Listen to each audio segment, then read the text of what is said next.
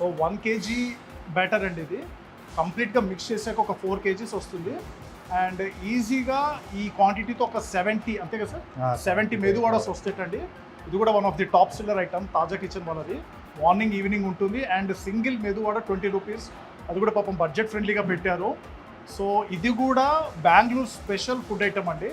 ఇది కూడా చాలా రేర్ ఆఫ్ ది రేరెస్ట్గా మన ఇక్కడ హైదరాబాద్లో ఉంటుంది ఐటమ్. ఇది కూడా వీళ్ళు వన్ ఆఫ్ ది చాలా ఫేమస్ ఐటమ్ మెదు వడ అంటారు దీన్ని. మెదు వడ అంటే 1 hourకి గ్రైండ్ చేస్తూ ఉండాలి దాన్ని. Okay okay. ఎక్కువసేపు ఉందంటే పుల్లగా అయిపోతుంది బెటర్. అందుకే ఎప్పటికప్పుడు చూసుకుని చేస్తా ఫ్రెష్గా క్వాలిటీస్ కానీ.